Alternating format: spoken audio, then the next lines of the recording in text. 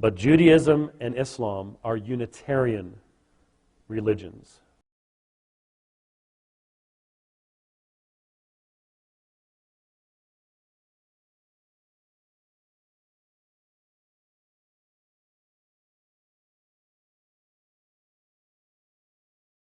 So when you quoted 4:121, this chapter, when God says, do not say three, for your God is one God. So what do you understand by that? God is what? One what? God is one being. When the Quran doesn't say God is one being, when the Quran says, no for sure that there is no God but He. So there is only one God. So in the Quranic understanding, there is none but God. So isn't that Unitarianism? Isn't that what? Isn't that Unitarianism? No, because in scripture, you mean in the Quran? Well, first of all, in the Quran, I mean, every time I refute it's the Christian concept of the Trinity. We're talking about the Quranic self-definition of who God is, or how many God is. So when the Quran describes who God is, it describes Allah, and He has various attributes. Does the Quran describe God being more than one person? Well, actually, you can argue that some of the divine prerogatives are distributed to more than one person. Trinitarian monotheism separates Christianity from all the rest of the world's religions. Yes, there are three great monotheistic world religions: Judaism, Christianity, and Islam. But Judaism and Islam are Unitarian religions. But Judaism and Islam are Unitarian religions. Let's have a discussion properly and define your verses. So, just because the Quran says there are other people who can create, like Jesus, for example, does that make God not one God? Is that what you're saying? I'm saying that the Quran both affirms that Allah is the exclusive creator of life, creation is solely divine prerogative, and that Allah creates life by virtue of the mechanism of breathing His Spirit, which according to Surah 19 is actually a personal agent. And so, is God the creator? Is He the only creator? That's what the Quran says. Yeah, and I'm saying that the Quran says He is the best of creators, meaning that He can give creative ability to other people. For example, you can create things. Jesus, for example, he was given the authority and permission from God to mold from birds, clay, and create life. So does that make someone else God? Just because he's given this? I would argue that's the response that Shibir gave. I'm not interested in what Shibir says. Have a discussion with me and see what your arguments are for. So you said the Quran doesn't describe God as a Unitarian God. So I want to know, how many gods does the Quran describe? Let me respond to the point that you just made. Surah 32 actually affirms that the Holy Spirit is involved in the creation of human life in general. So it's not. Can we have a look? Okay. Verses 7 through 9 of Surah 32. So if other agents are involved in creating, does that make them God? If the Quran affirms that creation is exclusively divine prerogative, and the Spirit is involved in the creation of human life in general, then yes, I would argue that.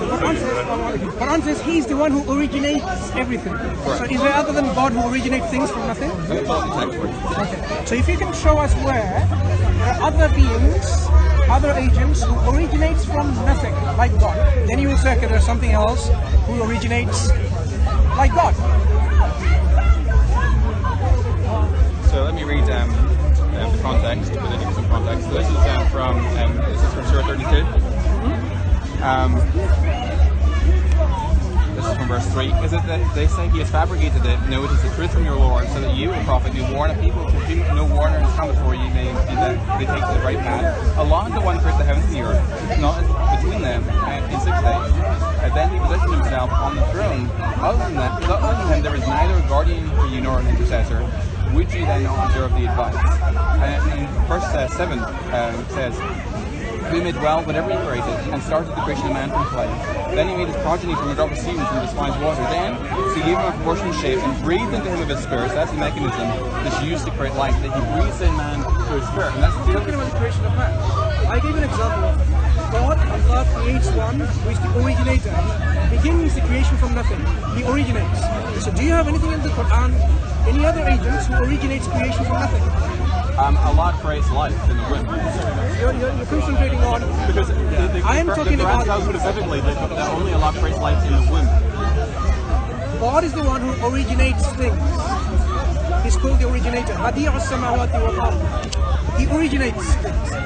Where do you find within the Quran other agents who originate things from nothing? You didn't see what I said, because what I said is that the Quran specifically tells us that Allah is the sole exclusive creator of life in the womb.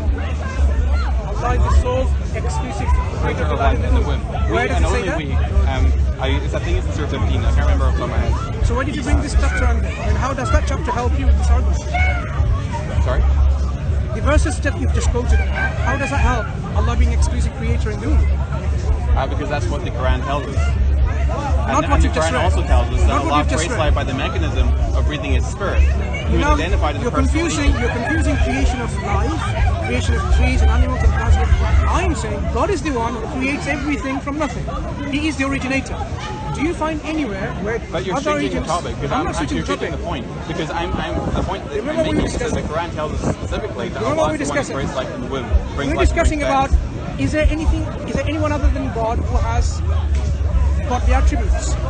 God is the one who has always been there. That's what the Quran says. There's no besides it. Do you find somewhere in the Quran, someone is like God of this nature? I just gave you the example of the spirit, which is the mechanism by which God creates life. I don't actually follow what you're saying. Remember, you questioned the Quranic concept of God is not Unitarian, it's monotheist. So monotheism means there's one God, but he's not Unitarian, meaning he's not one person. Yeah, the Quran never affirms that. Okay, so the Quran doesn't affirm that what you say. What does the Quran affirm? Does the Quran affirm there's only one God and there's no God The besides Quran him? affirms that there's one God. Okay, so when he's one God, how many person is it? Well, the Quran doesn't tell us. How many person is it? Well, the Quran doesn't tell us.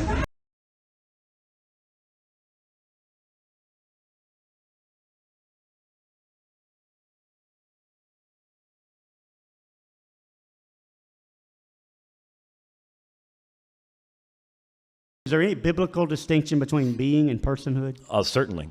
Can you give one?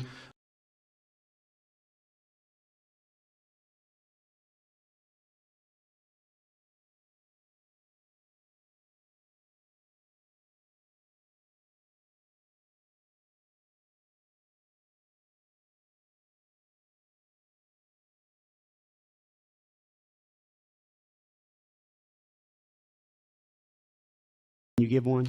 Well, certainly. The fact that we can speak of mankind generically and speak of individuals personally, and that we can make generic statements about mankind in general, but then make exceptions and speak about persons, demonstrates that all of the biblical writers function on the very same foundation that you and I function on every day. Every day, you and I know that we are human beings, but we also know that we are not all other human beings. We recognize the concept of humanity, and yet we recognize that we as individuals are personal. I am a human being, but my being is shared only by one person. In fact, if more than one person shared my being, they'd put me in one of those funny places with the nice, comfy, jacket that I wear. So that's unusual for the human being, but remember, the difference is God's being is not limited. It is infinite and is shared by three divine persons. So I see a category distinction.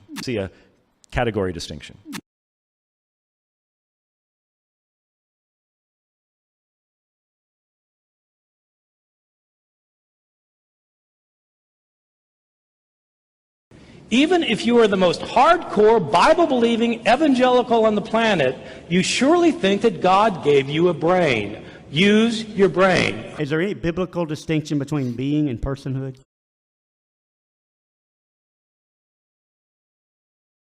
Okay, so what does the Quran say? Does the Quran say he's two persons or three?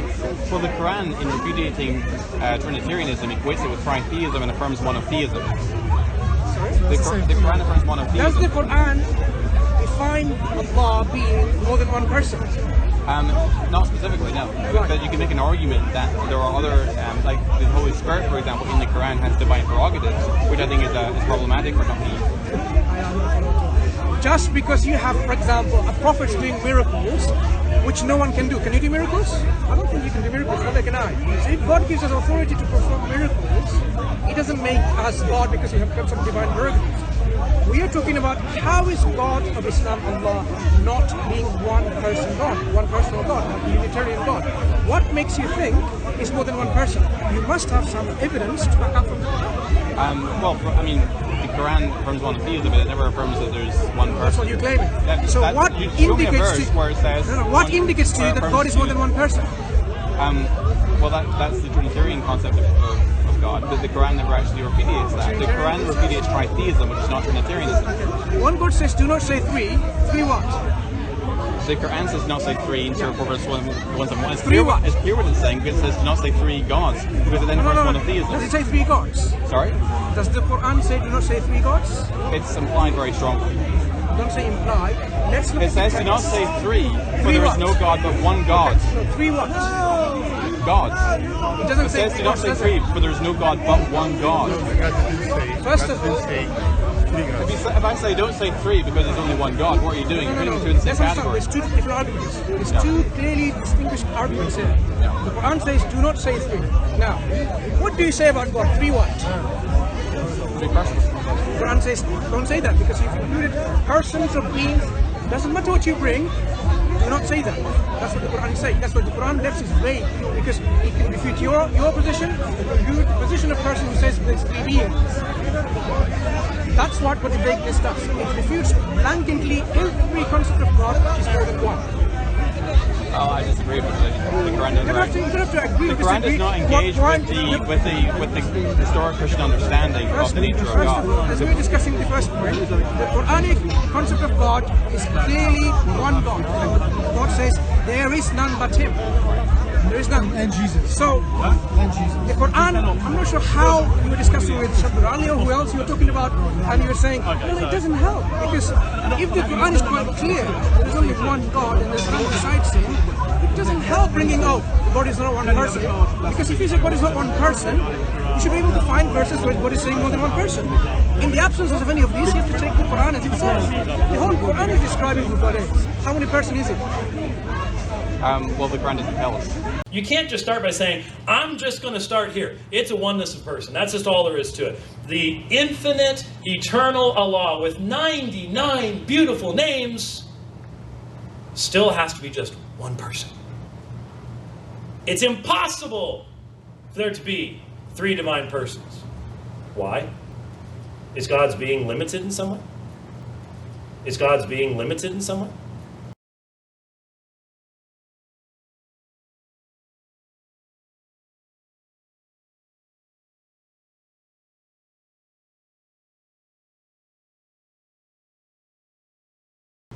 If divine revelation reveals to us the existence of three divine persons, is that not what we should believe?